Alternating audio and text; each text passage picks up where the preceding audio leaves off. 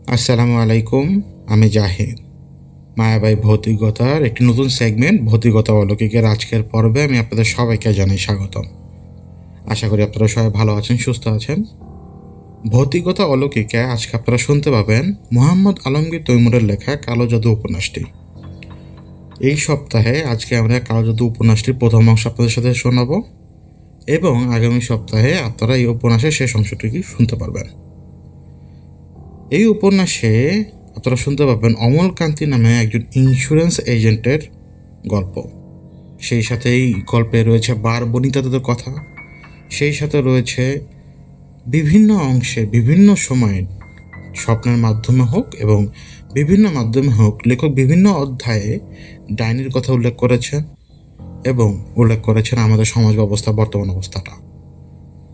শুরুতে মনে হতে পারে যে এই গল্পটি অনেক বেশি স্লো এবং অনেকক্ষণ ধরে টানা হচ্ছে, কিন্তু এই গল্পটির সম্পূর্ণ অংশটুকু শেষের দিক থেকে ধীরে ধীরে এগোতে শুরু করে রহস্যময় গতিতে। আশা করি আপনারা পাশে থাকবেন এবং শুনতে থাকবেন। শুরু করছি আজকের পর্ব। চলুন শুরু করা যাক।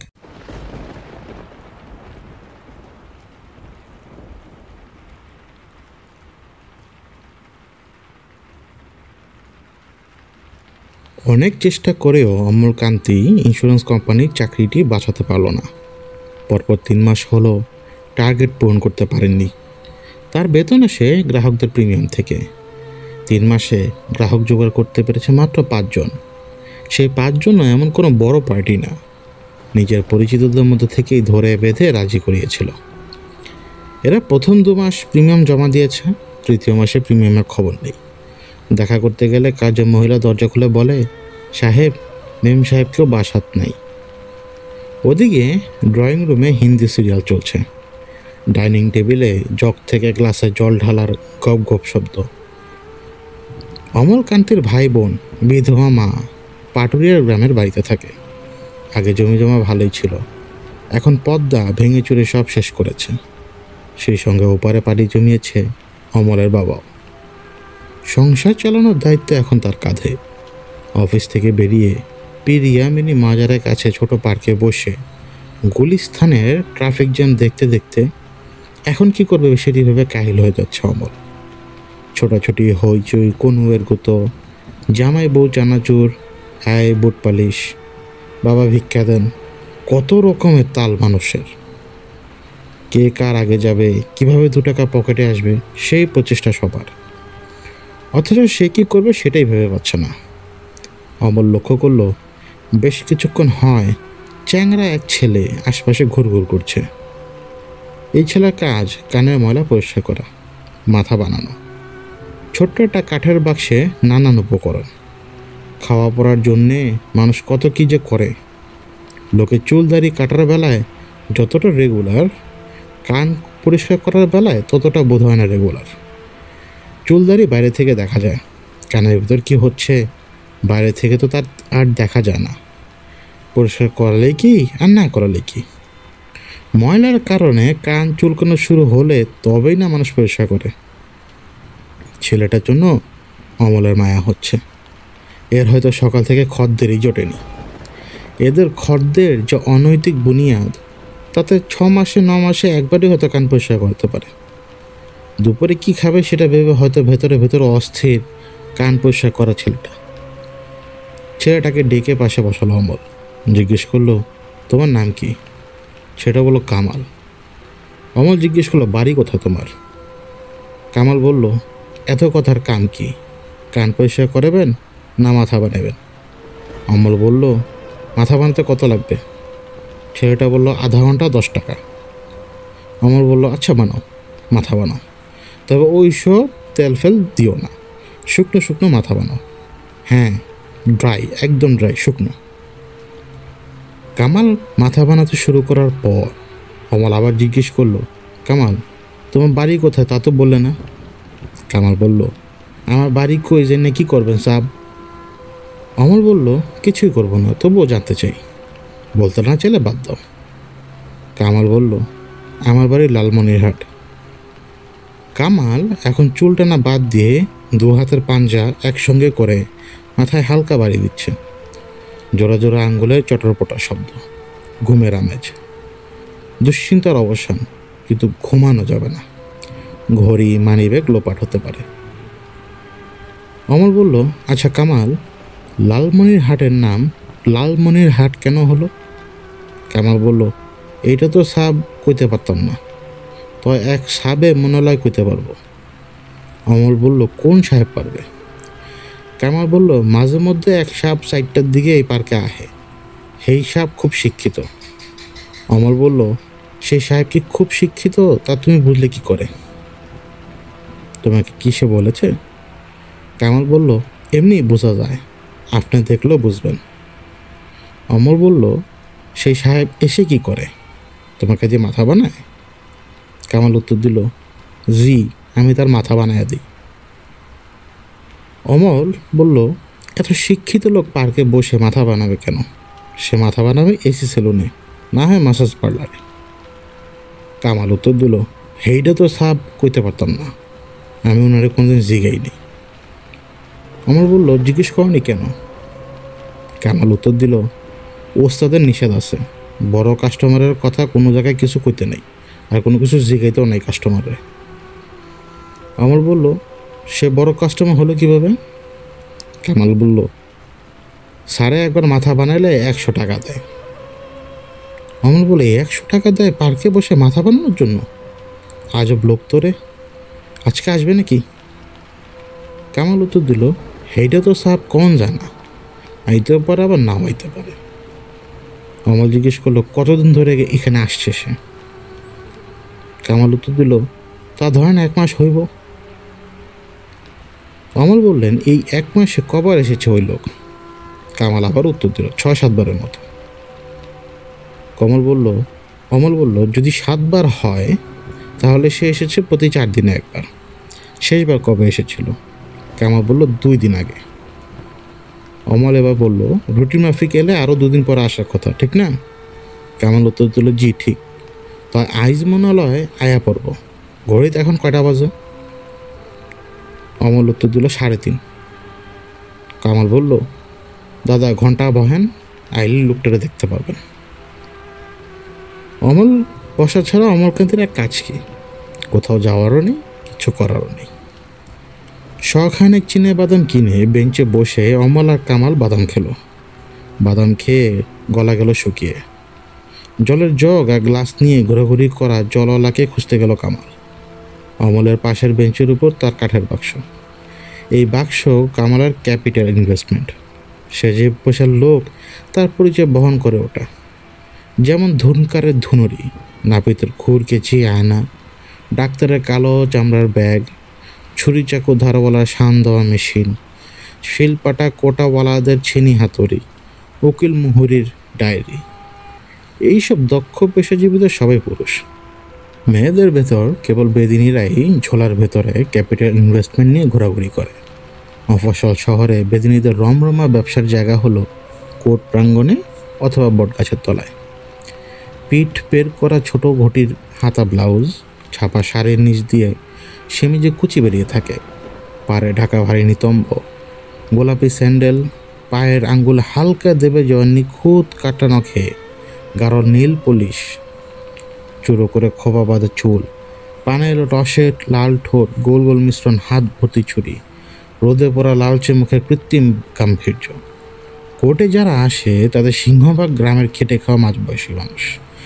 বছর বছর ছেলে মেয়ে হওয়াতে এদের বউরা কাহিল। বেদিনীদের 8-60 দেহ, চিরল দাঁতের হাসি, ঘাম এবং চুলের সুগন্ধ এক বড় ধরনের ডাইভার্সন। মেয়েগুলোর কাছাকাছি বসে নানান অসুখ বিসুখের আলোচনা করলে এদের মনটা অন্তত হালকা হয়। সে বেদিনীর ওষুধে অসুখ ভালো হোক আর না হোক। কোর্ট এক ভয়াবহ নিষ্ঠুর জায়গা। দয়া দাক্ষিণ্য মায়া কারা ব্যবহার এখানে নেই, তবে বেদিনীদের আছে। বেদিনীরা যখন কথা বলে তখন তাদের সামনে বসা মাঝবয়সী লোকগুলো এমনভাবে তাদের দিকে তাকিয়ে থাকে যেন খ্রিস্টের বাণী শুনছে। আসলে আদৌ কিছু শুনছে কিনা সেটাই প্রশ্ন। বেদিনী নিজেও সেটা ভালোভাবে জানে, তার অভিজ্ঞতাও কম না। কথা দিয়ে আর নানান ঢং ঢং করে এসব লোকদের মুগ্ধ করাই তাদের কাজ। তার সাফল্য যতখানি ঔষধে, তার চেয়ে বেশি ঢের কথায়। কোর্টের উকিল, মোহেরি, পেশকার, বেইলিফদের টাকা দেওয়ার পর বাস ভাড়া, দুপুরে খাওয়ার টাকা মাইনাস করে যা থাকে তার বেশ খানিকটা যায় বেদিনীদের হাতে। অডিসির সাইরেনরাও মেয়ে ছিল, তবে তারা পুরো মেয়ে নয়, উপরে অর্ধেক মেয়ে, নিচের অর্ধেক পাখি। সাইরেনদের গলা ছিল সাবিনা ইয়াসমিনের থেকেও বেশি মিষ্টি। একবার এদের গলার গান শুনলে ভুলে দুনিয়াদারি গায়েব হয়ে যেত। সাইরেনদের পায়ের কাছে গিয়ে পড়ে থাকতো পুরুষরা, তারপর যেত ওদের পেটে। বেদিনীরা সাইরেন নয়, তাদের মায়া দয়া আছে। টাকা পয়সা হয়তো কিছু নেয়, তবে মিষ্টি মিষ্টি কথা বলে আর চোখ মুখ নেড়ে মন তো রাঙায়। মেয়েদের সঙ্গে যে কত মধুর হতে পারে তার জলযন্ত্র প্রমাণই বেদিনীরা। নিজেদের স্বামীদের সঙ্গে বেদিনীরা এরকম মিষ্টি ব্যবহার করে কি না কে জানে, তবে নিজ গৃহে খান্ডানি হওয়ার সম্ভাবনা সবচেয়ে বেশি। হঠাৎ অমলকান্তির চোখ পড়ল সিটি কর্পোরেশনের অফিসের ওদিকটায়। সাদা একটা গাড়ি থেকে এক লম্বা এক হারা গরনের মাঝ বয়সে এক ভদ্রলোক নামছে। পরনে সাদা পাজামা পাঞ্জাবি, পায়ে কালো চামড়ার ফিতেওয়ালা স্যান্ডেল, চোখের সামনে সানগ্লাস। সোজা অমলকান্তির সামনে এসে থামল লোকটা। বোঝাই যাচ্ছে দূর থেকে কামালের টুল বক্স দেখতে পেয়েছে। ওই বাক্সই বেঞ্চটার কাছে টেনে এনেছে তাকে। অমল দেখল ঘষ ঘষে কালো চুল লোকটা, সম্ভবত কলপ দেওয়া, তবে মুখ আর হাত দেখে থমকে যেতে হয়। দেখলে মনে হয় রক্ত নেই শরীরে, টান টান হয়ে আছে ফর্সা চামড়া, হয়তো পুড়ে গিয়েছিল লোকটার শরীর। অন্য জায়গা থেকে চামড়া কেটে এনে বসিয়ে দেওয়া হয়েছে মুখে এবং হাতে। ক্ষয়ে গেছে নাকের পাটা, ঠোঁটের কোনা, আঙ্গুলের নখ নেই বললেই চলে। অমরের বুঝতে দেরি হলো না, এই লোকই কামালের ভিআইপি কাস্টমার। মুখ খুলে অমর বলল, আপনি কি কামালকে খুঁজছেন? কামাল না জামাল সেটা বলতে পারবো না, তবে এই বাক্স যা তাকেই খুঁজছি, খসখসে গলা উত্তর দিলেন সফেদ সেই আগন্তুক। এই বাক্স কামালের, জল আনতে গেছে, বসেন, এসে পড়বে এখনই, উত্তর দিল অমর। বেঞ্চে বসে লোকটা বলল, আপনি কি কামালের আত্মীয়? অমর বলল, জি না, আমি ওর কাস্টমার। সত্যি বলতে কি আপনার জন্যই অপেক্ষা করছিলাম। আমার জন্য অপেক্ষা করছিলেন? ইন্টারেস্টিং, কী ব্যাপার বলেন তো? অমল বলল, না তেমন কিছু না, মাথা বানাচ্ছিলাম ওকে দিয়ে। জিজ্ঞেস করলাম বাড়ি কোথায়। ও বলল লালমনির হাট। জানতে চেয়েছিলাম লালমনির হাটের নাম লালমনির হাট হলো কেন? ও আচ্ছা, তো এর সঙ্গে আমার সম্পর্ক কি? অমল বলল, আছে, সম্পর্ক আছে। কামাল বলেছিল ও জানে না, তবে আপনি জানেন। ভদ্রলোক বলল, জানলেই বা কি? সে তো আমাকে চেনে না, এখানে কখন আসবো তারও কোনো ঠিক নেই। আপনাকে বলল আমি আপনার প্রশ্নের উত্তর জানি, আর আপনি কাজ কাম ফেলে পার্কে বসে অপেক্ষা করতে লাগলেন। এ তো দেখি আমার মন বলে তুমি আসবে, তাজ্জব ব্যাপার। অমল বলল, আপনি যেরকম ভাবছেন বিষয়টা সেরকম নয় মোটেও। আমি এমনিতেই সময় কাটানোর জন্য বেশ কিছুক্ষণ বসতাম এখানে, এরই ভেতর আপনি এসে পড়লেন। একে কাকতালীয় ছাড়া কি বলবো। জল নিয়ে কামাল এসে পৌঁছালো। ভিআইপি কাস্টমারকে বেঞ্চের উপর বসে থাকতে দেখে সবকটা দাঁত বেরিয়ে গেল তার। বলল, স্যার কখন আইলেন? এই তো এখনই। তুমি তো মনে হচ্ছে ব্যস্ত, উত্তর দিলেন সে ভদ্রলোক। কামাল বলল, কি যে বলেন স্যার, আপনার কাম সবার আগে, মাথা বানাবেন স্যার? ভদ্রলোক বলল, না, আজ আর মাথা বানাতে হবে না, এদিক দিয়ে যাচ্ছিলাম, ভাবলাম পার্কে একটু বসি। তুমি কাজ করো তোমার, তো আমাকে নিয়ে ভাবতে হবে না। কামাল বলল, স্যার এই সাবে একটা কথা জানবার চাই, তারে কইছি আপনার লগে কথা কইবার, ওনারা জবাবটা দিয়া দেন। স্যার সওয়ালটা হইল লালমনির হাটের নাম লালমনির হাট হইছে কেমনে? ভদ্রলোক উত্তর দিলেন, প্রশ্ন জবাব দিলে কি তুমি খুশি হবে? কামাল বলল, স্যার কাস্টমারকেও খুশি হইলে আমাকেও খুশি, তবে স্যার আপনার অসুবিধা হইলে দরকার নাই, একজনের খুশি করতে গিয়ে 10 জনের অখুশিকরণ ঠিক না। ভদ্রলোক উত্তর দিলেন, এতদিন জানতাম নাপিতটাই দার্শনিকের মতো কথা বলে, এখন দেখছি কান পোশাকওয়ালারাও এই একই গুণের অধিকারী। কান টানলে মাথা আসে, মাথা নিয়েই যখন কারবার, দার্শনিক তো হতেই হবে। যা হোক, আমার অসুবিধা নেই, তবে ওনাকে খুশি করার চেয়ে তুমি যাতে অখুশি না হও সেইটা আমার কাছে বেশি গুরুত্বপূর্ণ। আবদার একটা যখন করেই ফেলেছ তখন সেটা রাখবো আমি। বলছি শোনো, লালমনির হাটে আজ থেকে 150 বছর আগে ইংরেজরা রেল লাইন বসিয়েছিল। এই রেল লাইন বসাতে গিয়ে শুরু হলো খোঁড়াখুড়ি। মাটি খুঁড়তে পাওয়া গেল অসংখ্য লাল পাথর। এই লাল পাথরকেই ওখানকার লোকেরা বলতো লালমনি। হাটে নিয়ে বেচাও হতে লাগতো সেই পাথর। সেই থেকে ওই জায়গার নাম হলো লালমনির হাট। কামাল অমলের দিকে তাকালো, মুখে দিগ্বিজয়ের হাসি। সে হাসির কথা ট্রান্সলেট করলে এইরকম দাঁড়াবে। দেখলেন তো, আপনাকে কি বলছিলাম, স্যার খুব শিক্ষিত। আগন্তুক এবার অমলের দিকে নজর দিল। তাকে জিজ্ঞেস করলো, আপনি আছেন কোথায়? অমল উত্তর দিল, না তেমন কোথাও না। আগন্তুক বললেন, তেমন কোথাও না বলতে? অমল উত্তর দিলেন, এতদিন এক ইন্স্যুরেন্স কোম্পানিতে ছিলাম, তবে এখন আর নেই, বেকার বলতে পারেন। আগন্তুক বলল, বেকার বললেই তো মনে হয় না কিছু, কাজকর্ম তো আছে তাই না? আসলে কি তা আছে? অমল বলল, না নেই, কোনো কাজই নেই, একেবারে ঝাড়া হাত পা, পুরো বেকার। আগন্তুক বলল, তা আপনি পড়াশোনা কতদূর করেছেন জানতে পারি? অমল উত্তর দিল, মানিকগঞ্জ কলেজ থেকে বিকম পাশ করেছি। আগন্তুক বলল, বিকম তো ভালোই, চাকরি তো হওয়ার কথা, সমস্যা কোথায়? অমল উত্তর দিল, চাকরি পেতে হলে পরিচিত লোক থাকতে হয়, না থাকলেও যে হয় না তা না, তবে অ্যাকাউন্টসের কাজ। প্রাইভেট কোম্পানিতে চাকরি নিতে গেলে লাখখানেক টাকা ডিপোজিট দিতে হয়, ওই টাকাটা জোগাড় করা যাচ্ছে না। আগন্তুক বলল, আপনার নাম কি বলুন তো? অমল উত্তর দিল, আমার নাম অমলকান্তি। আগন্তুক জিজ্ঞেস করলো, বিয়ে করেননি কেন? হিন্দু ছেলেরা বিয়েতে পণের টাকা পায়, ওই টাকায় সমস্যার সমাধান হতে পারত। অমল উত্তর দিল, বাড়িতে বিধবা মা আর ছোট ছোট ভাই বোন, এদের দেখাশোনার ভার আমার উপরে, বিয়ে করে লেজে গোবরে হতে চাইনি। আগন্তুক বলল, ওরে বাবা, আপনার জীবন তো দেখি ভাই 60-এর দশকের কলকাতার বাংলা সিনেমা। সে যাই হোক, আপনার একটা চাকরির ব্যবস্থা হয়তো করতে পারবো, তবে ইন্টারভিউ দিতে হবে আপনাকে। যদি পাশ করতে পারেন তাহলে চাকরি পাবেন। দিতে চান ইন্টারভিউ?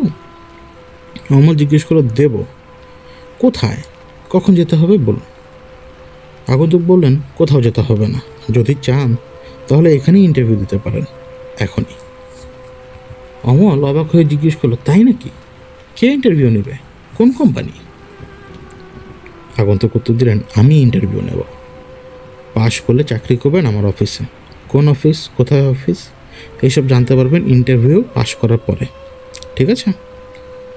অমল বলল, জি ঠিক আছে, বলেন কি জানতে চান? আগন্তুক অদ্ভুতভাবে তাকালেন অমলের দিকে।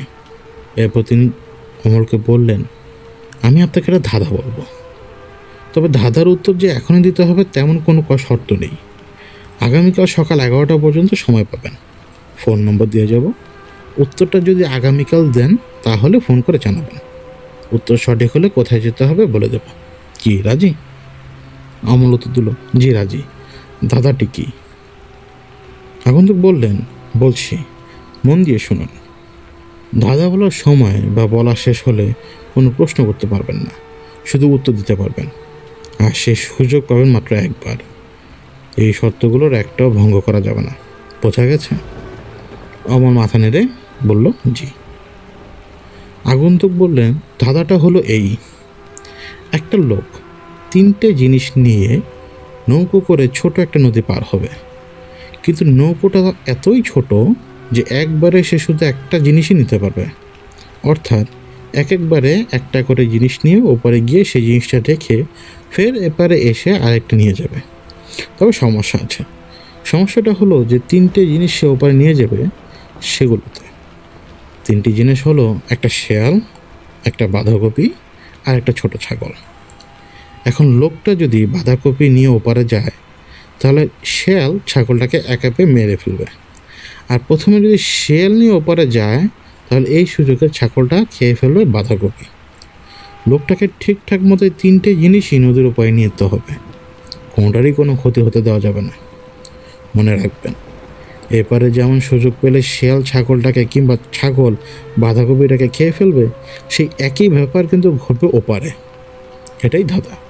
এখন বলেন কিভাবে ঠিকঠাক মতো জিনিসগুলো উপরে রেখে আসা যাবে? এতক্ষণ কামাল চুপচাপ শুনছিল। ধাঁধা শোনার পর সে আর চুপ করে থাকতে পারল না। আগন্তুককে বলল, স্যার, সওয়ালের জবাব আমি দিলে হবে? ভদ্রলোক বললেন, তুমি দিতে চাও? ঠিক আছে, দাও। উত্তর যদি সঠিক হয় তাহলে ধরে নেব অমলবাবু ইন্টারভিউতে পাশ করেছেন। কামাল বলল, স্যার, প্রথমে পার কম লাগবো খাসিডারে। এই পারে খ্যাকশিয়ালে তো আর বাঁধাকপি খেতে পাবো না। ভদ্রলোক বললেন, বেশ, তারপর? কামাল বলল, এরপর বান্দা কপিডারে নৌকাত উড়াইয়া নিতে হইব ওই পারে, কপিডারে রাইখা এরপর এই পারে আইয়া নিব খ্যাকশিয়ালারে, ব্যাস কাম শেষ। ভদ্রলোক বলল, কাম শেষ না। লোকটা যখন বাঁধাকপি রেখে শেয়াল আনতে যাবে, সে সুযোগে বাঁধাকপি খেয়ে ফেলবে ছাগল। লোকটা শেয়াল নিয়ে ফিরে এসে দেখবে বাঁধাকপি শেষ।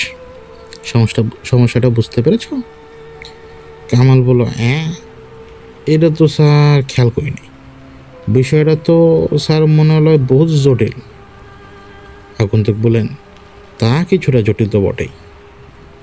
আগন্তুক এবার অমলকান্তের দিকে তাকিয়ে বললেন, কী ভাবছেন অমলবাবু?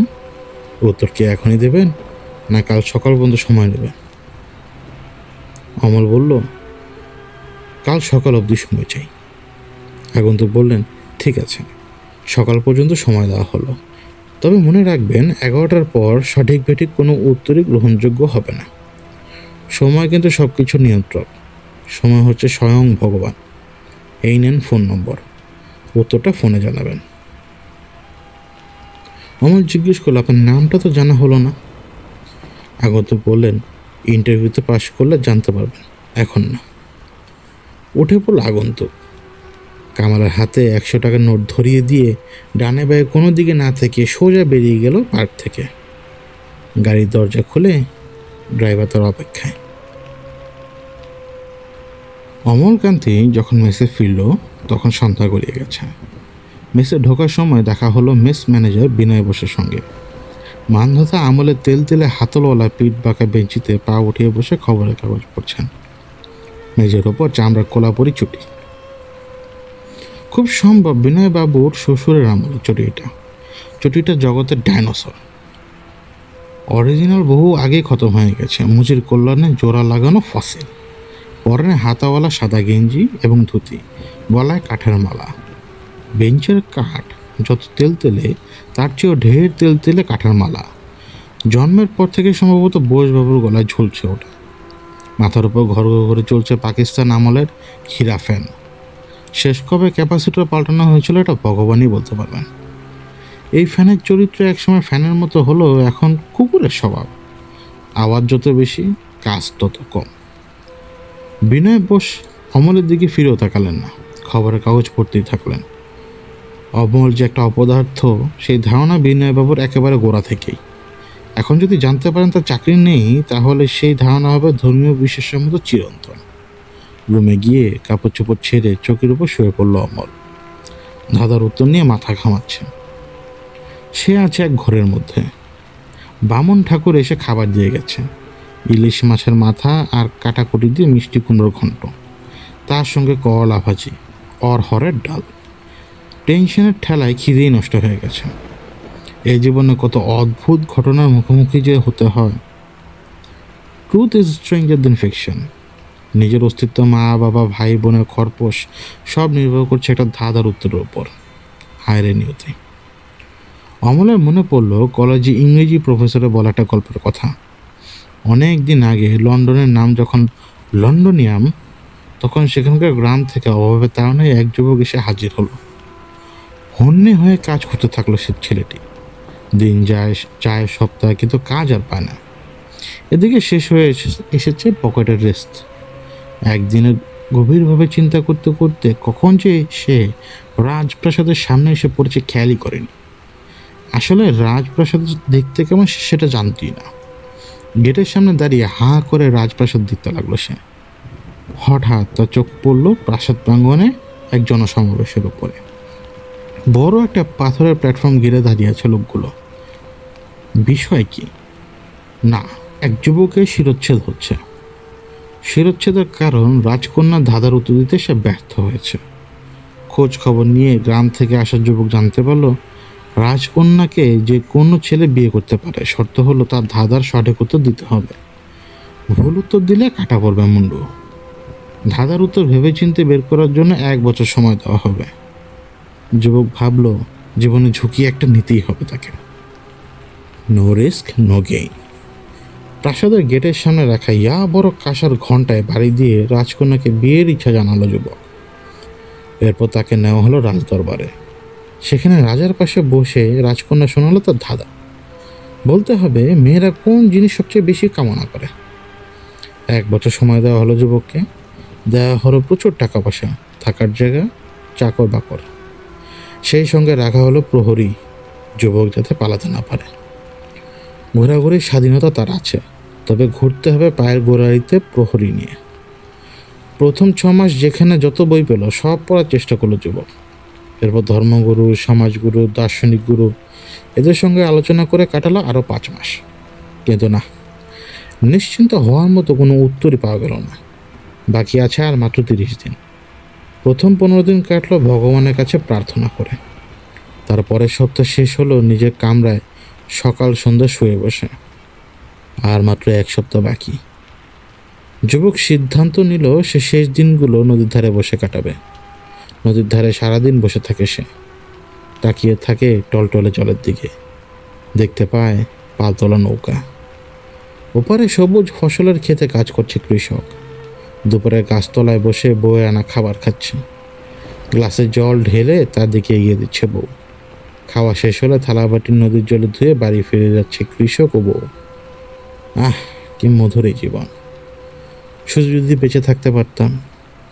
কি কুক্ষণে যে রাজকুমারীকে বিয়ে করার সাজ জেগেছিল। বামন হয়েই চাঁদে হাত, এখন আম ছালা সবই গেল।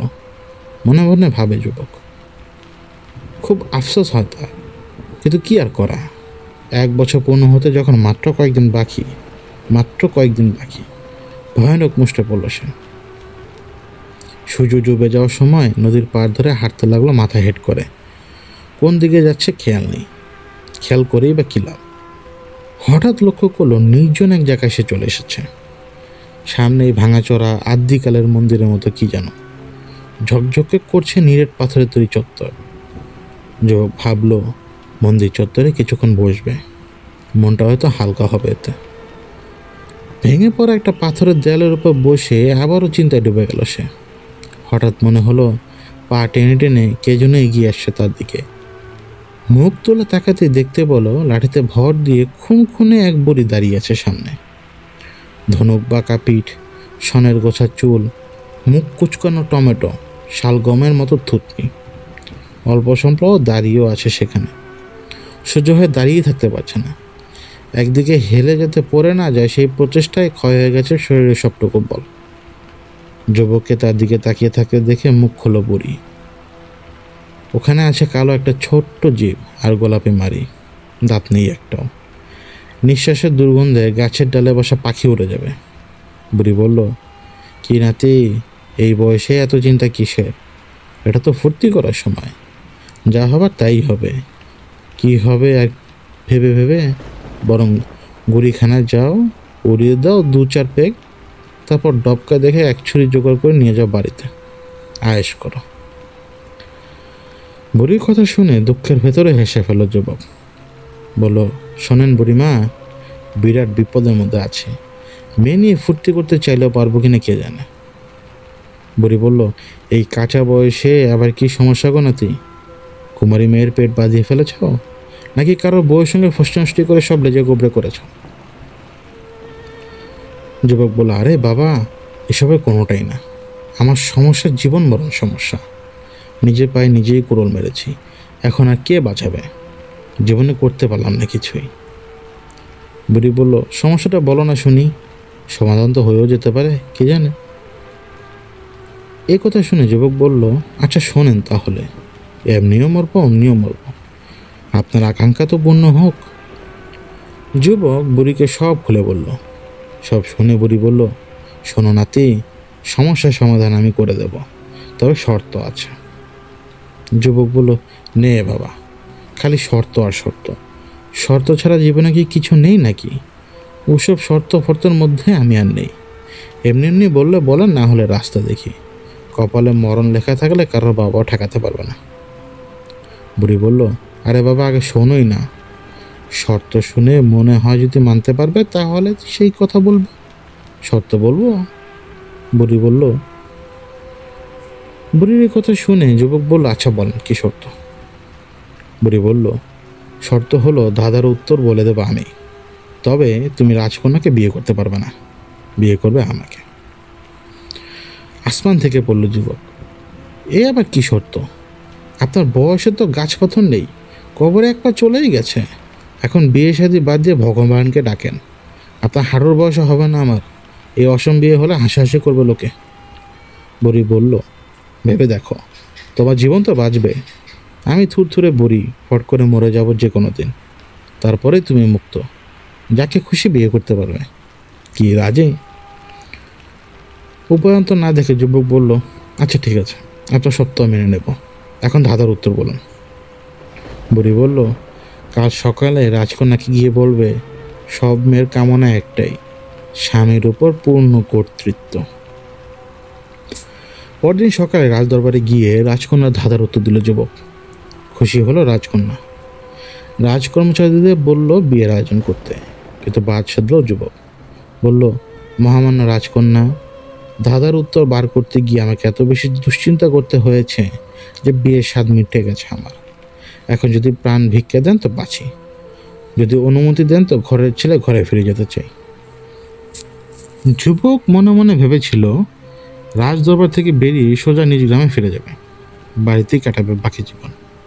যথেষ্ট শিক্ষা হয়েছে, ভাগ্যের জোরে প্রাণে বেঁচে গেছে। এবার বারবার ভাগ্য সহায়তা করবে এমনটা ভাবার কোনো কারণ নেই। রাজপ্রাসাদ থেকে বেরোতেই দেখলো রাস্তার ধারে সেই খুনখুনে বুড়ি দাঁড়িয়ে অপেক্ষা করছে তার জন্য। আদিকালের কোচকানা সাদা পোশাক পরে এসেছে। এককালে পোশাকের রং হয়তো সাদা ছিল, তবে কালের পরিক্রমে বর্তমানে অফ হোয়াইট। মাথায় লম্বা সাদা স্কার্ফ, হাতে ফুলের তোড়া। বুড়ি বিয়ের জন্য প্রস্তুত। বুড়ি আর যুবকের বিয়ে হয়ে গেল দুপুরের আগেই। বিকেলটা তারা কাটালো সুরিখানায় মদ খেয়ে। এরপর ফুলসজ্জার রাত।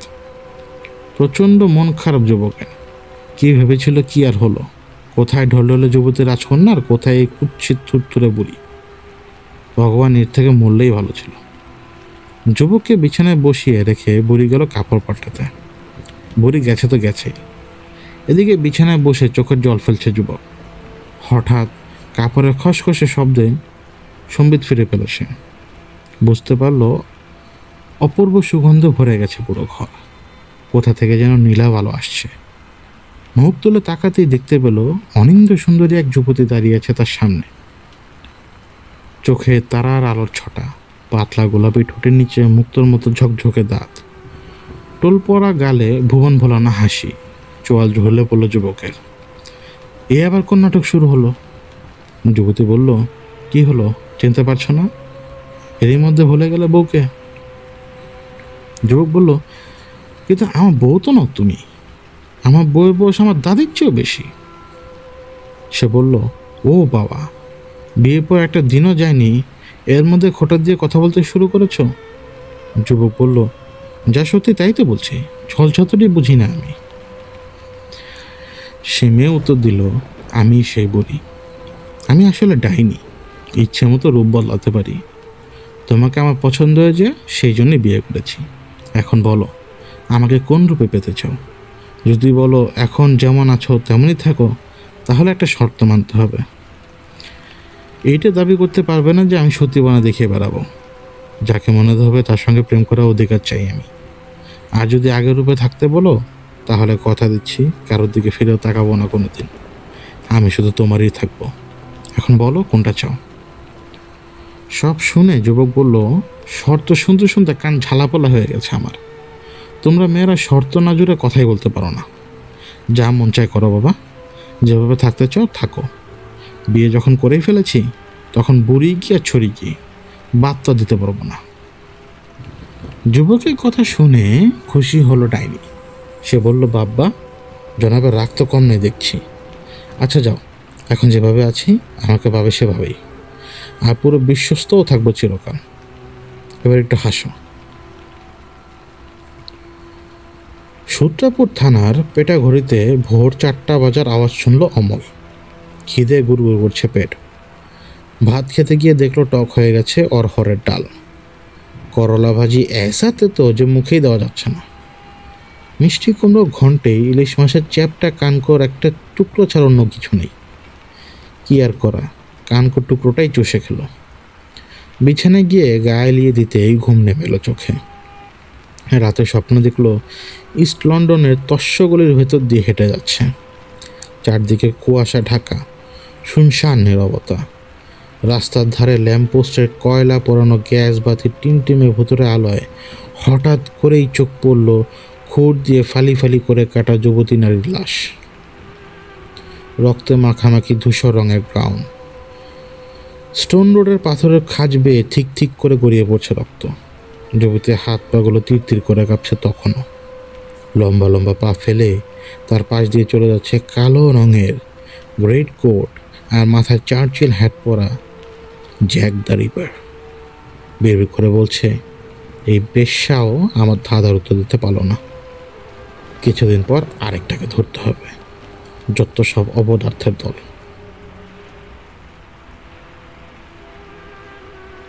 অমলের ঘুম ভাঙল সকাল 8টার দিকে। সঙ্গে সঙ্গে মনে পড়ল ধাঁধার কথা। কিন্তু কোথায় উত্তর? আগে যে তিমিরে ছিল এখনও সেই তিমিরেই আছে।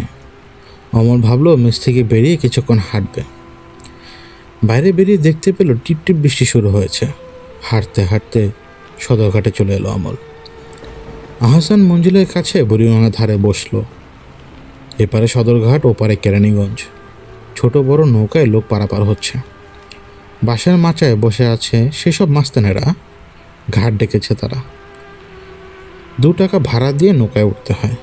আশপাশে চা, পান, বিড়ি, সিগারেটের দোকান। 1 ঘন্টা ধরে লোক পারাপার দেখলো অমল। 10টা বেজে গেল। ধাঁধার উত্তর মিলছে না কিছুতেই। আর মাত্র 1 ঘন্টা আছে।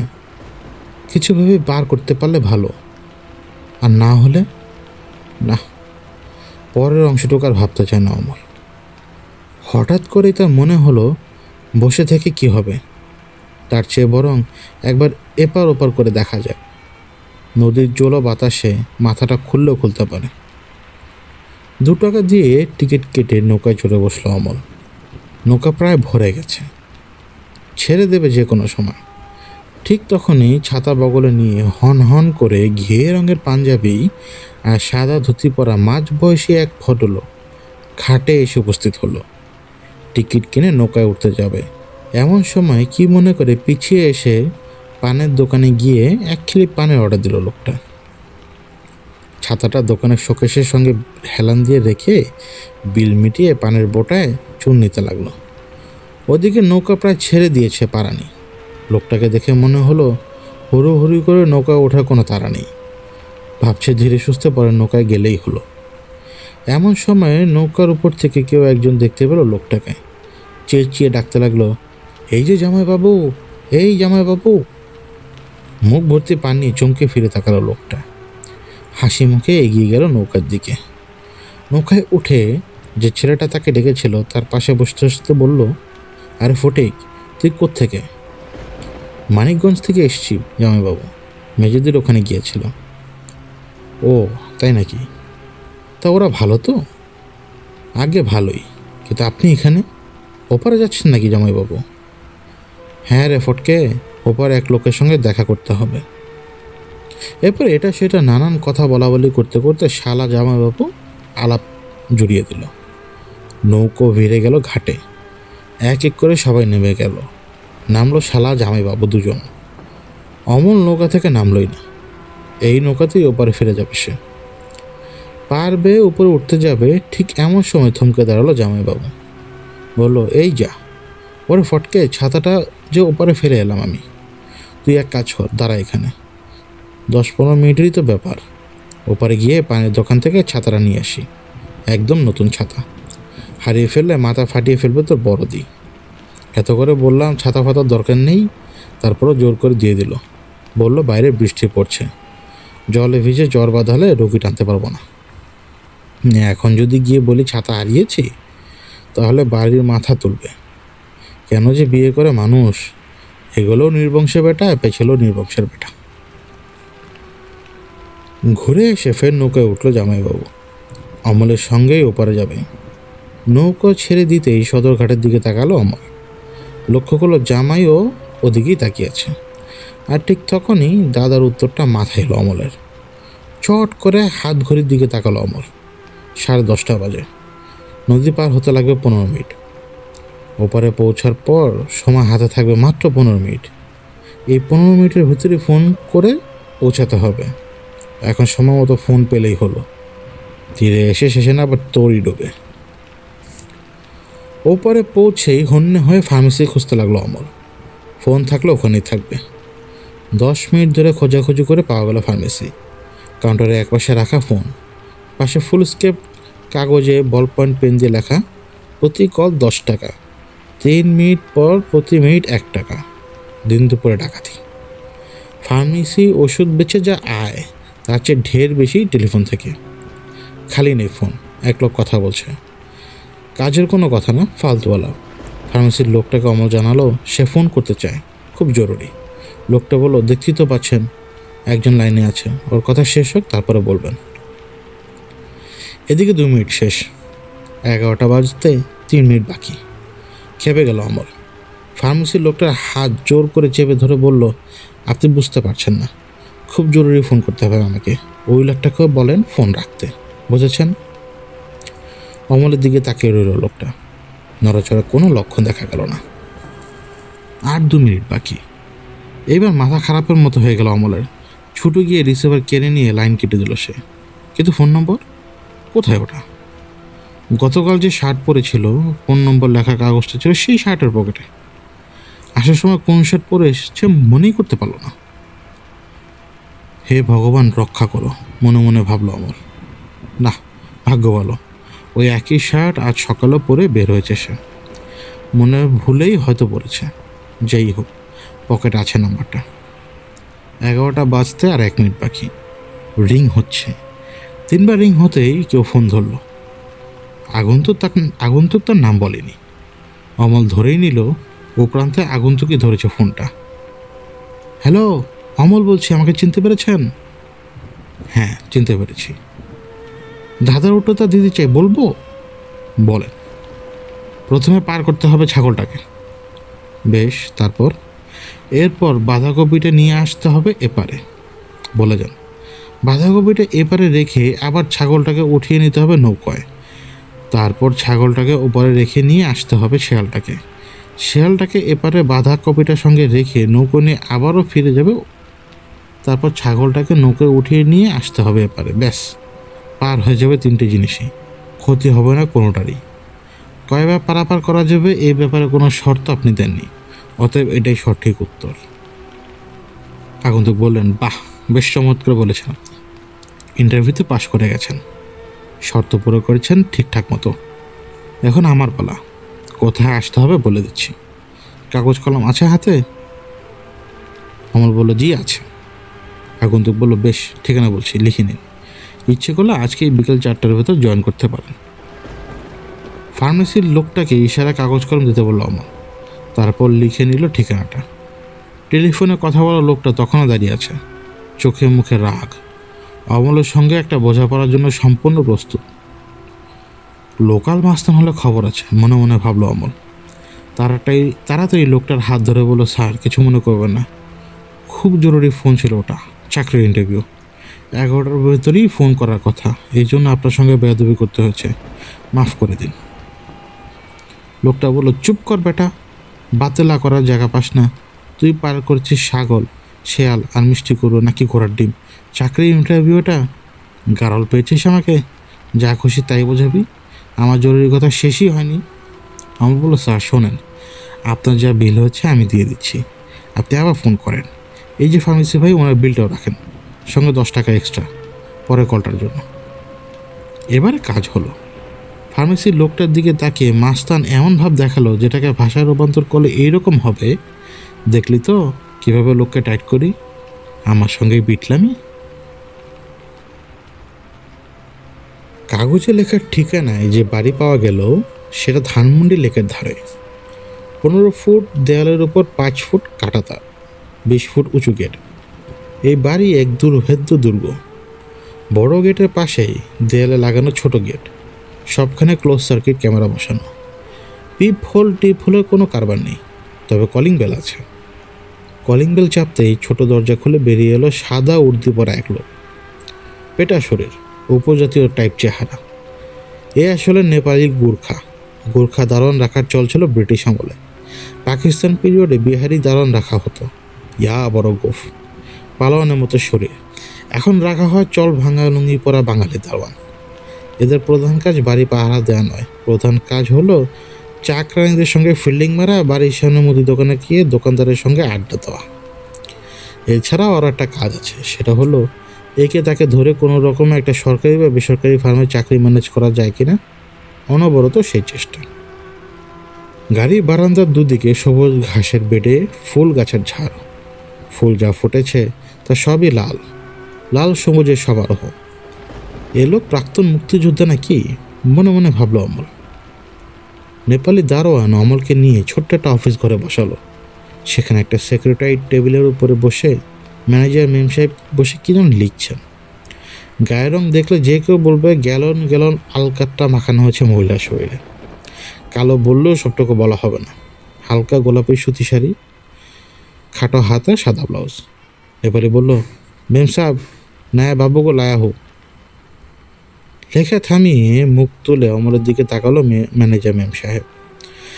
একটা হার্টবিট মিস হয়ে গেল অমলের। এত সুন্দর চেহারা জীবনে কখনো দেখেছি কিনা তাৎক্ষণিকভাবে তার মনে পড়ল না। এর তুলনা শুধু জাতীয় জাদুঘরে রাখা কোষ্ঠী পাথরের তৈরি রাধার মূর্তির সঙ্গেই হতে পারে। এর চোখের মনে যদি হয় অমাবস্যার রাত, তাহলে বাইরের সাদা অংশটুকু হবে পূর্ণিমার চাঁদ। বাবার আমলের পাকিস্তানি নায়িকা জেবা আলীর নাক, সুচিত্রার কপাল, রাখি গুলজারের ঠোঁট, মধুবালার দাঁত, কাঁধের ওপর ছড়ানো স্ট্রেট কালো রেশমি ক্লিওপেট্রার চুল। দেখে বোঝা যাচ্ছে তুষারের মতো নরমগুলো। কে বলে কালো মেয়ে সুন্দরী হয় না? এর পায়ের কাছে রাজা বাচ্চারাও গড়াগড়ি খাবে। তবে এ মেয়ের উপযুক্ত শুধুমাত্র একজন সম্রাটই হতে পারে। বিষাদ মাখা চোখ মেলে স্পষ্ট গলায় মেম সাহেব জিজ্ঞেস করলো, আপনি অমলকান্তি? অমল উত্তর দিল, জি আমি অমলকান্তি। সে বলল, একটু বসেন, স্যারকে জানাই আপনি এসেছেন। এরপর ইন্টারকমে একটা ডায়াল করলো মেয়েটা। তারপর রিসিভার উঠতেই বলল, স্যার অমলবাবু এসেছেন, নিয়ে আসবো? কোথায়? লিভিং রুমে? আচ্ছা ঠিক আছে, এখনই নিয়ে আসছি। এরপর ড্রয়ারের ভেতর থেকে একটা ফাইল বের করে অমলের দিকে তাকিয়ে বলল, চলেন, স্যার অপেক্ষা করছেন। অমল ঘুরে দাঁড়াতেই তার চোখ পড়ল দরজার উপরে একটা প্যানেলে 6টা ক্লোজ সার্কিট টিভি স্ক্রিন। আচ্ছা, তাহলে এখান থেকে অমলের আসার ব্যাপারটা টের পেয়েছে ম্যানেজার মেম সাহেব। ম্যানেজার মেমের পিছে পিছে বিশাল এক হল ঘরে এসে উপস্থিত হলো অমল। দোতলা বাড়ির নিচের তলার অর্ধেকটাই বোধহয় লিভিং রুম। লম্বা লম্বা আলমারি ভর্তি পাজা পাজা পুরনো বই। একপাশে কেমিক্যাল ল্যাবরেটরি, উল্টো পাশে কাচের টেবিলের উপর ইয়া মোটা বেটে আর লম্বা সব টেলিস্কোপ। ওগুলোর পাশে ইমেজ প্রিজম আর স্টেনলেস স্টিলের অ্যাস্ট্রোল্যাব, খাতা পেন্সিল, ক্যালকুলেটর। ওদিকটাতে ঈদের দেয়ালের বদলে বিরাট বিরাট কাচ বসানো। ঘরের ছাতেও কাচের পাল্লা বসানো, চাইলেও খোলা যাবে ওগুলো। ভেলভেটের পর্দা দিয়ে ঢেকে রাখা হয়েছে কাচের দেয়াল এবং ছাদ।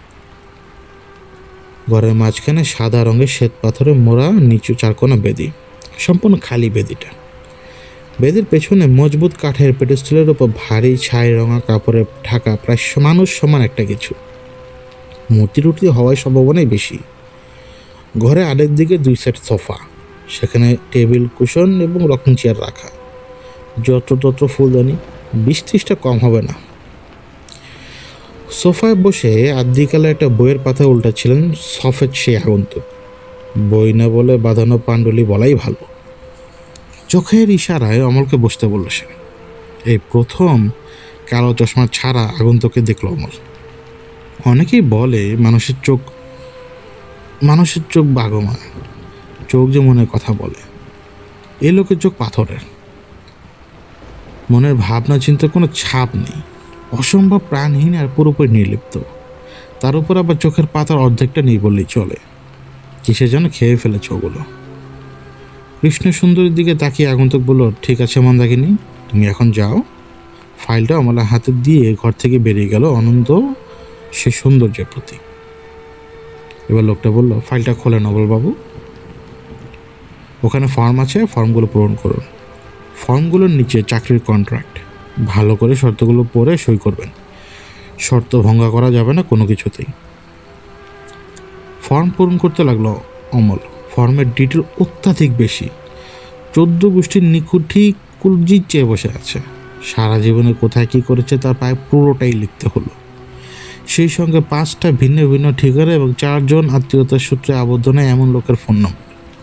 ভাগ্য ভালো যারা ইন্স্যুরেন্স পলিসি কিনেছিল তাদের ফোন নম্বরগুলো পকেটে ডায়েরিতে লেখা ছিল। ফর্ম পূরণ করার পরে শেষে বেরোলো কন্ট্রাক্টের কাগজ। প্রথম শর্ত যেটা মোটা কালিতে লেখা আছে সেটা হলো, অফিসের কোনো কথা কোনো অবস্থাতে বাইরে বলা যাবে না, কাউকেই না। এই শর্ত ভঙ্গ হলে চাকরি তো যাবেই, সেই সঙ্গে কঠোর শাস্তিমূলক ব্যবস্থা নেওয়ার অধিকার কোম্পানির থাকবে। কঠোর শাস্তিমূলক ব্যবস্থা কী তা অবশ্য বলা নেই, বরং সমস্যাটা ওখানেই। সম্ভবত শাস্তিমূলক ব্যবস্থাটা হবে খুবই সূক্ষ্ম এবং সারা জীবন যাতে ভুগতে হয় সেই রকমেরই কিছু একটা। শর্তের শেষে 2টো ক্লজে লেখা, সপ্তাহে কয়দিন কত ঘন্টা কাজ করতে হবে, ছুটি ছাটা আর বেতনের কথা। প্রতি সপ্তাহে 7,500 টাকা বেতন, অর্থাৎ মাসে 30,500 টাকা। এ তো দেখছি গাছে না উঠতেই এক কাঁদি। 30,000 টাকা 26 দিনের মাইনে খসখস করে সই করে তারিখ বসে দিল অমর। এরপর কাগজ থেকে মুখ তুলে চাইলে আগন্তুকের দিকে। পাণ্ডুলিপির ভেতর ডুবে আছে আগন্তুক। তারপরেও অমল চেয়ে আছে এইটা ভেবে যেন টের পেল লোকটা। তাকালো অমলের দিকে, জিজ্ঞেস করলো, রেডি? অমল বলল, জি, ফর্ম পূরণ করা শেষ, জব কন্ট্রাক্টে সই করা হয়ে গেছে। গুড। কন্ট্রাক্ট ভালো করে পড়েছেন তো? জি, ভালো করে পড়েছি। 10টা 5টা অফিস, কাল সকাল থেকেই শুরু করেন তাহলে। আজকে এটুকুই, কাল দেখা হবে। আর হ্যাঁ, যাওয়ার আগে মন্দাকিনীর সঙ্গে দেখা করে যাবে, ও আপনার ছবি তুলবে। চাকরির দরখাস্তের সঙ্গে ছবি থাকা জরুরি। বাসা থেকে বেরিয়ে এলো অমল। ছবি ওঠাতে গিয়ে মন্দাকিনী অমলের জামার কলার ঠিকঠাক করার জন্য বেশ কাছে চলে এসেছিল। নাকে এখনও তার চলে সুবাস লেগে আছে। হাঁটতে হাঁটতে ধানমন্ডি লেক পার হয়ে মিরপুর রোডে এসে পড়ল অমল। ডানে মন নিয়ে হাঁটতে লাগলো। সায়েন্স ল্যাবরেটরি এসে থামলো। এখন কোন দিকে যাবে ভাবতে লাগলো সেই কথা। সোজা গেলে নিউ মার্কেট, আজিমপুর হয়ে মেসে ফেরা যাবে। বাস ধরে বাম দিকে গেলে গুলিস্তান, পিরিয়া মিনি মার্কেট। অমর ভাবলো পার্কে গিয়ে দেখা করবে কামালের সঙ্গে। তবে চাকরি পাওয়ার কথাটা বলা যাবে না, বললেই 100টা প্রশ্ন করবে এই ছেলে। জব সিক্রেসি আউট হয়ে যেতে পারে। প্রথম দিনই সব কিছু ভজকট করে ফেলা হবে চূড়ান্ত নির্বুদ্ধিতা। পার্কে এসে সেদিনে সে বেঞ্চে বসলো অমর। চারদিকে তাকিয়ে কামালকে খুঁজলো, কিন্তু কোথাও দেখতে পেল না তাকে। এখন কি করবে এই কথাই যখন ভাবছে, ঠিক তখনই সালোয়ার কামিজ পরা 20-21 বছরের একটা মেয়ে এসে বসলো বেঞ্চটার অন্য মাথায়। বেনি করা চুলে ফিতে বাঁধা, পায়ে চামড়ার স্যান্ডেল, মুখে হালকা মেকআপ, ঠোঁটে লিপস্টিক, নাকে সাদা পাথর বসানো ছোট্ট নাকফুল, কানে নীল পাথরের ছোট্ট ছোট দুল, খাটো হাতা, ব্লাউজের বাইরে চমৎকার গোল বাহু, পুরো আঙ্গুলের মাথায় মাংসে ডবা চিকন নখ। কামিজের সাইড কাট যথেষ্ট লম্বা হওয়াতে উরু সহ মাজা গরম বোঝা যাচ্ছে। প্রশ্নতে দূরের পুরুত্ব আর নিতম্বের গুরুত্ব। অমলের সঙ্গে চোখাচোখি হলো মেয়েটার। চোখে কোনো লাজুক ভাব নেই, তীরের মতো সোজা দৃষ্টিতে সীমাহীন আলোর ঝলকানি। এ একজন বারবরিতা, যৌবনে কুকুরিও সুন্দর। গায়ের রং একটু মাজা মাজা হলেও স্বাস্থ্য ভালো মেয়েটার। বাজারে মেয়ে ছেলেদের যেহেতু যৌনতাই পুঁজি, সে কারণে এদের দেখলে হৃদয় ঝমঝম করে পুরুষের। মনের জ্বালানায় উকি মারে শুরু করে হিয়ার আনাচে কানাচে যত সুকৃত বিকৃত কামনা বাসনা। এদের কাজ নির্ভেজাল আনন্দ দেওয়া। দেহ নিয়ে যা খুশি করতে চাও করো, তারপর রাস্তা দেখো, আর কোনো দায় দায়িত্ব নেই। No string tied. মানুষের আবেগগুলোর ভেতরে যৌন আবেগ সবচেয়ে বেশি শক্তিশালী। এর কাছে পুরুষ অসহায়, অথচ এই আবেগ মেটাতে গেলে কাঁধে নিতে বড় ধরনের দায়িত্ব। তার কাছে যেটা ভীষণ অপছন্দের। ওদিকে দায় দায়িত্ব নিলেই সব কামনা বাসনা মিটে যাবে এমনটি ভাবারও কারণ নেই। লাইসেন্সড কামনার বাইরে অসংখ্য আনলাইসেন্সড বাসনা। এখানেও বারবণিতার অভ্যুদয় মানব সমাজের উষালগ্ন। পরিবার যখন কেবল গড়ে ওঠে তখন উগ্র কামনা বাসনা যতদিন আছে ততদিন আছে বারবণিতাও। প্রকৃতি চায় যেভাবে হোক টিকে থাক মেয়েরা। পেশা নিয়ে বিচার আচার করার সময় কোথায়? 7-17 ভাবতে ভাবতে অমর সিদ্ধান্ত নিল কথা বলবে মেয়েটার সঙ্গে। বারবণীদের সাথে বাক্য আলাপ করাও এক বিরল অভিজ্ঞতা। এই সুযোগ প্রতিদিন ঘটে না। খুব খুব করে গলা টলা পরিষ্কার করলো অমল। ভেতরে ভেতরে উত্তেজনা অনুভব করছে। পুরুষ ঘেটে মেয়েটাও ঝানু হয়ে গেছে। সেও কাশি শুনে বুঝতে পারলো চারের আশপাশে ঘোরাঘুরি শুরু করেছে মাছ। টোপ খেলেও খেতে পারে। মুচকি হেসে অমলের দিকে তাকালো মেয়েটা। তবে কথা কীভাবে শুরু করবে এইটা বুঝতে পারছে না অমল। এই লাইনে তার কোনো অভিজ্ঞতা নেই। মুচকি হাসি জবাবে অমলও হালকা হাসি দিল। কিছু একটা বলতে তো হবে, কিন্তু কি বলবে? এই মেয়ে তোমার নাম কি? না এভাবে হবে না, ওটা সম্পূর্ণ ভিন্ন পরিবেশের জন্য। এই পরিস্থিতিতে সাধারণত কি বলা যায় তা হলো, এই তো রেট কত, অথবা শুধুই রেট কত। বাক্যের দৈর্ঘ্যের উপর নির্ভর করে বারবণিতার স্ট্যান্ডার্ড। অমলের চোখে পড়ল সামনের দিক দিয়ে চলা কিছু লোকজনের উপরে। চাওয়ালাকে দেখে 2 কাপ চা দিতে বলল অমল। এরপর তাকালো মেয়েটার দিকে। এবার কথা বলল মেয়েটা। আমার চা লাগবে না, আপনিই খান। আরে না, খাও না 1 কাপ। আচ্ছা দেন। নাম কি তোমার? জিজ্ঞেস করলো অমল। মেয়েটা উত্তর দিল, আমার নাম রেখা। অবশ্য আসল নাম না, বারবণিতাদের প্রায় সবারই নামই হয় চিত্রনায়িকাদের নামে। এও এক ধরনের ফ্যান্টাসি।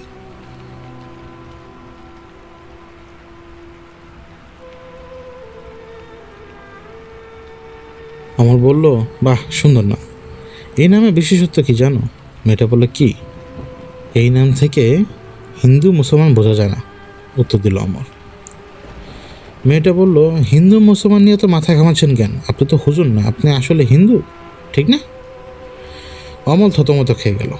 কথার পিঠে কথা বলতে মেয়ের অবস্থা। এই কথা ঠিক, তবে এ মেয়ের বেশ বুদ্ধি আছে বলেই মনে হলো তার কাছে। বললো, বাদ দাও এসব, তুমি থাকো কোথায়? মেয়েটা বললো, কোথাও না। অমল বলল, কোথাও না মানে? মেয়েটা বললো, কোথাও না মানে কোথাও না, আমি থাকি রাস্তায়। অমল বলল, কোন রাস্তায়?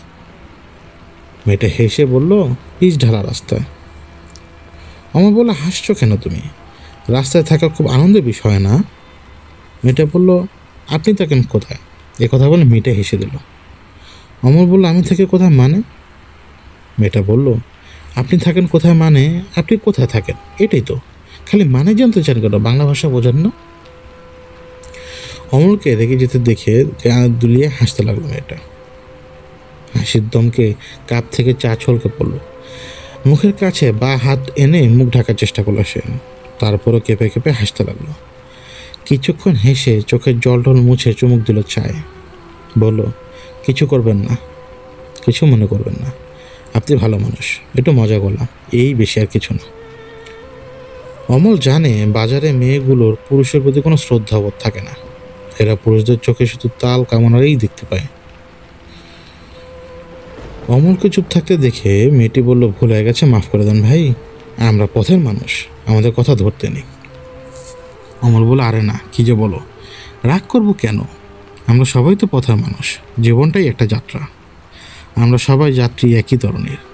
এখান থেকে ওখানে ছোটাছুটি, একদিন সময় সমাপ্ত, বেজে গেল বিদায় ঘন্টা, শুরু হলো ওপারের যাত্রা। তারপর বলো, দুপুরে কি খেয়েছো? মেয়েটা উত্তর দিল, দুপুরে ঝালমুড়ি খেয়েছি, আপনি কি খেয়েছেন? আমার বলো, আমার কথা বাদ দাও, এসো তার চেয়ে বাদাম কিনে খাই। এই বাদাম মালা 200-300 বাদাম দাও তো, 100-100 করে দাও, নুন ঝাল বেশি করে দাও, 2টো কাগজ আলাদা করে দিবে। মুটমুট করে বাদামের খোসা ভেঙে হাতে তাওতে ঘষে লাল ছিলকা ছাড়িয়ে তারপর ফু দিয়ে ছিলকা উড়িয়ে কুটকুট করে বাদাম খেতে লাগলো মেয়েটা। হুমায়ুন আহমেদের হিমুর গল্পে সোহরাওয়ার্দী উদ্যানে বারবণিতারা যেভাবে বাদাম খায় ঠিক সেভাবে তরুণী মেয়েদের বাদাম খাওয়া দেখতে দেখতে চমৎকার ভাবলো অমল। কিন্তু এরপর কি? গল্পের নায়কেরা বারবণিতাদের সঙ্গে শুধু কথা বলে, অন্য কিছু করে না। সোহরাওয়ার্দী উদ্যানে মেয়েগুলোর দুঃখ কষ্টে হিমু আ করলেও ওদের কাছ থেকে নিজেকে শত হাত দূরে রেখেছে। দেবদাস চন্দ্রমুখীর গান শুনে, নাচ দেখে, আর বোতল বোতল মদ খেয়ে লিভার পচানো ছাড়া এক্সট্রা কোনো কিছু করেনি। বাজারে মেয়ে ছেলেদের দারুণভাবে পছন্দ করলেও তাদের আসল সার্ভিসে এরা খুব কেয়ারফুলি এড়িয়ে যায়। সার্ভিস গ্রহণ করলে পাঠকদের কাছে পতন অনিবার্য, তাই সমবেদনা উবেজিত 100 অক্টেনের মতো। পাঠকেরা নিজেরা যা পারে না, নায়ককে তা অবশ্যই করতে পারে। শুরুর দিকে নায়ক চরিত্রহীন হলেও পরের দিকে তাকে হতে হবে সাধু পুরুষ। একই রকম থাকা চলবে না, চললে সিনেমা ফ্লপ হবে, বই মার খাবে। আর নায়িকেরা বাইজি হলেও তারা শুধু নাচ গান পরিবেশন করবে, আসল সার্ভিস অবশ্যই না। যদিও প্র্যাকটিক্যালি সেটা সম্ভব না, নাচতে নেমে ঘোমটা দেওয়ার প্রশ্নই আসে না। দর্শক পাঠকও যে সেটা বোঝে না তা নয়, তবু তারা নাচ গানের বাইরে কিছুই হয়নিতে বিশ্বাস করতে চায়, যেটাকে বলে উইলিং সাসপেনশন অফ ডিসবিলিফ। এখন ভাবতে ভাবতে মেয়েটাকে বলল অমল, চলো যাই হোটেলে গিয়ে ভাত খেয়ে। মেয়েটা বললো, হোটেলে নিয়ে যদি ভাতই খাওয়াবেন তাহলে বাদাম খেয়ে খিদেটা নষ্ট করলেন কেন? আচ্ছা ধরেন খাওয়ালেন, তারপর কি করবেন? অমল উত্তর দিল, জানি না কি করবো, ভাত খেতে চাইলে চলো। মেয়েটা বলল, আপনি পারবেন না, বাদ দেন এসব দরদ ফরদ। আপনি আসলে ভাবছেন আরও কিছুটা সময় পার করলে সিদ্ধান্ত নিতে পারবেন। ওভাবে হয় না, তার চেয়ে বরং বাসায় যান, রেস্ট নেন। বেটা ঘাটা ব্যবসা আমাদের, কে কী পারবে এটা ঠিকই বুঝি। অর্ধেক বাদাম বেঞ্চের উপর ফেলে রেখে উঠে পড়লো মেয়েটা। একবারও পেছনের দিকে না তাকিয়ে চলে গেল পার্কের বাইরে। বিকেলের মরা আলোয় অমল তার চলে যাওয়া দেখল। কি বিষণ্ণ হাঁটার ভঙ্গি! এসব মেয়েদের কোনো ভবিষ্যৎ নেই। যতদিন দেহের রসকস আছে, ইনকাম আছে, এরপর অসুখে বিসুখে পঙ্গু হয়ে রাস্তায় রাস্তায় বিক্রি করে খাও, তারপর ড্রেনের পাশেই কাপড়ে পেশাব পায়খানা করে চোখ উল্টে মরো। চলে যাও আঞ্জুমান মফিদুল ইসলামের জিম্মায়। তুমি কি দেখেছো কবু জীবনের পরাজয়? পরদিন ঠিক সকাল 10টায় তার অফিসে পৌঁছালো অমল। গোর্খা দারোয়ান সরাসরি তাকে নিয়ে গেল আগন্তুকের কাছে। লিভিং রুমে আগের মতোই পুরনো বই খুলে বসে আছে সে। অমলের শুভেচ্ছা, গুড মর্নিং এসব গ্রহণ করে তাকে বসতে বলল আগন্তুক। ট্রলিতে করে কফি সরঞ্জাম এনে দুটো কাপে কফি পরিবেশন করলো একজন উর্দি পরা খানসামা। আগন্তুক বলল, কফি খান অমলবাবু। কফি খেতে খেতে আপনার কাজ আপনাকে বুঝিয়ে দিই। আপনার কাজ বুঝিয়ে দেওয়ার আগে ছোট্ট একটা ভূমিকা প্রয়োজন। ব্যাকগ্রাউন্ড ইনফরমেশন ছাড়া বিষয়টা পুরো বুঝতে পারবেন না। আমার নাম দিয়ে শুরু করি। আমার নাম মৃণাল কান্তি। আমার ঠাকুরদা কর্কট কান্তির রাজশাহী এলাকার জমিদার ছিলেন। ছোটোখাটো জমিদার, তবে সেরিকালচার অর্থাৎ রেশমের ব্যবসা করে অঢেল পয়সা বানিয়েছেন। পয়সা বানালেও দাদা ছিলেন সাত্ত্বিক ধরনের লোক। তার জীবনযাপন ছিল খুবই সাধারণ। বাইজি নাচিয়ে কিংবা মদ খেয়ে জুয়া খেলে পয়সা উড়ায়নি কখনো। বাবাকে মানুষ করেছিলেন কড়া শাসনে। আমার বাবা কৃষ্ণকান্তি ছিলেন ব্যারিস্টার, খুব নাম করা কেউ না, তবে আয় ইনকাম খারাপ ছিল না। কলকাতায় আমাদের বেশ বড় একটা বাড়ির দোকান ছিল। একটা খুঁড়ো দেখাশোনা করতো সব কিছু। সেখান থেকে বড় অঙ্কের মাসোহারা আসতো। জমিদারি বিলুপ্ত হলেও রাজশাহী শহরের প্রপার্টি রেভিনিউ কম ছিল না। আমার নানার অবস্থাও ছিল বিরাট। আমি বাবা মায়ের একমাত্র সন্তান, আর আমার এসব কোনো ব্যত্যয় কখনো হয়নি।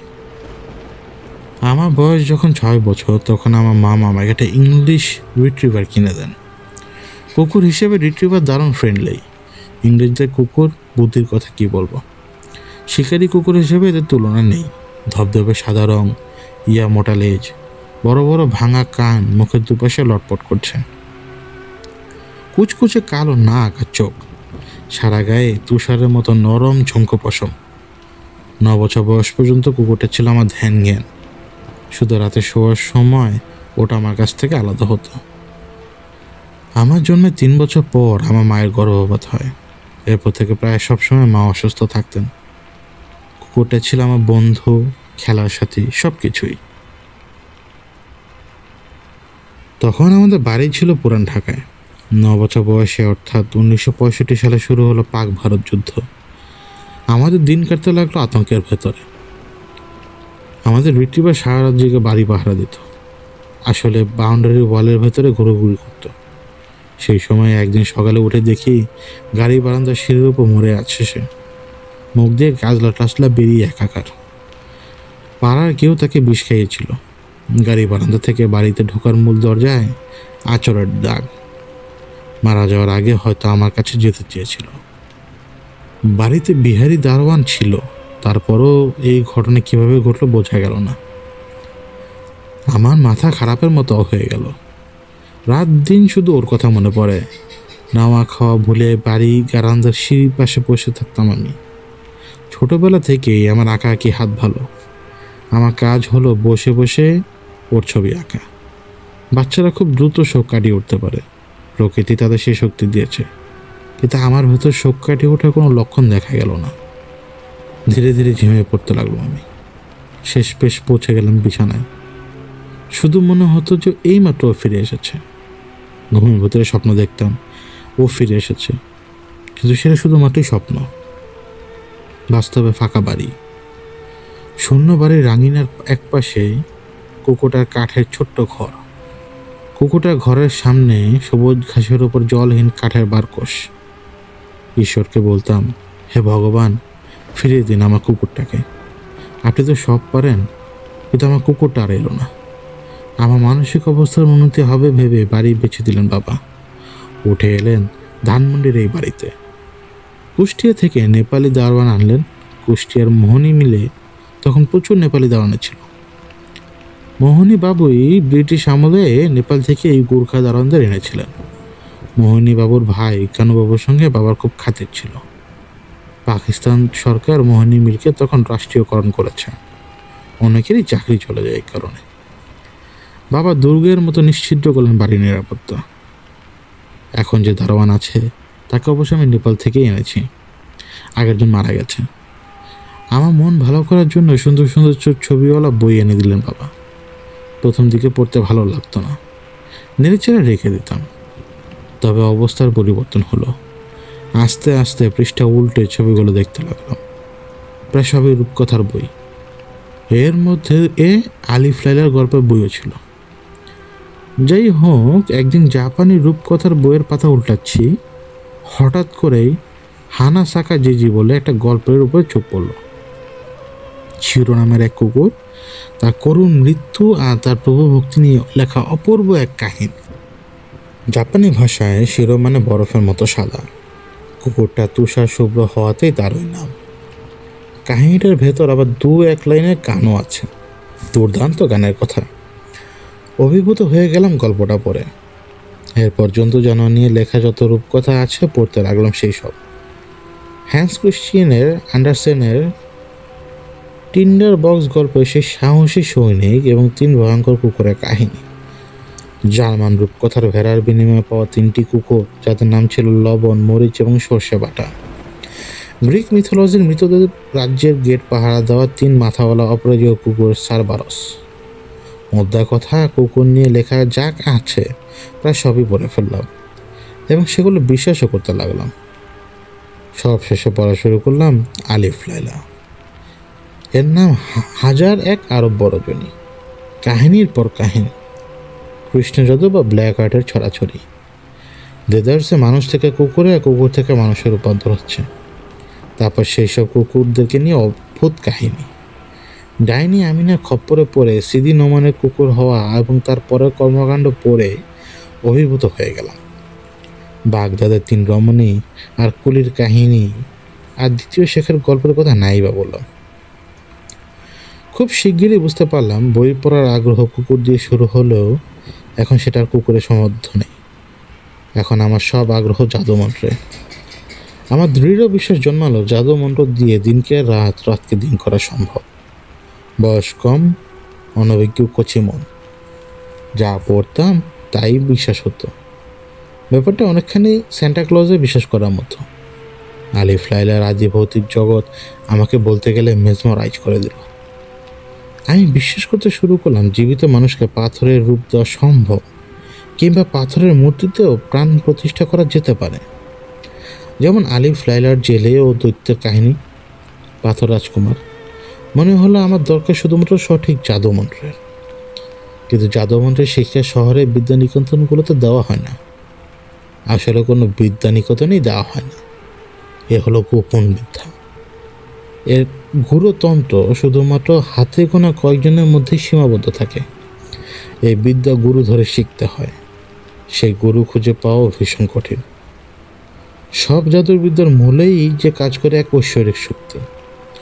তবে এই শক্তি ঐশ্বরিক হলেও ওটা আসে প্রিন্স অফ ডার্কনেসের কাছ থেকে। ঈশ্বরের দায়িত্ব নেন না। আলিফ লাইলাতে যে সমস্ত জাদুকরের কথা বলা হয়েছে তারা সবাই ব্ল্যাক আর্ট প্র্যাকটিস করে, কারণ সব শক্তির আধার হচ্ছে দেবদূত অথবা ফেরেশতা। অনেক ধর্মেই উল্লেখ আছে জাদু মন্ত্র থেকে এসেছে দেবদূত এবং ফেরেশতাদের কাছ থেকে। মন্ত্র বলে অতিলৌকিক কর্মকাণ্ড দুনিয়ার বুকে তারাই প্রথম শুরু করে। হারুত মারুতের কথা কে না জানে, যে সূরা আল বাকারাতে বলা হয়েছে হারুত মারুত দুনিয়ায় যেসব লোক জাদু শিখতে আগ্রহী ছিল তাদের হাতে কলমে জাদু শিক্ষা দিত। এইটা প্রচার করার জন্য যেসব শিখে কোনো লাভ নেই, শুধু ক্ষতি হবে। আর এই দুই ফেরেশতাকে পাঠানো হয়েছিল ব্যাবিলনের সময়। এই দুই ফেরেশতাকে পাঠানো হয় ইদ্রিস আলাইহিসসালামের সময়। তখন ব্যাবিলন তার রাজত্ব চালিয়ে যাচ্ছে।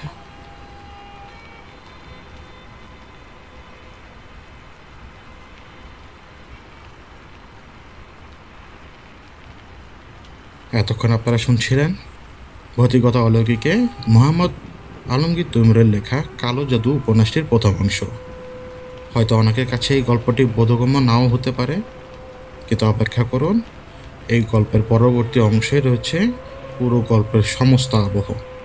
এইটুকুতে মাত্র শুরু হয়েছে। আশা করি আগামী সপ্তাহে আপনারা পুরো গল্পটি শোনার জন্য উপস্থিত থাকবেন। সবাই ভালো থাকবেন, সুস্থ থাকবেন। আল্লাহ হাফেজ।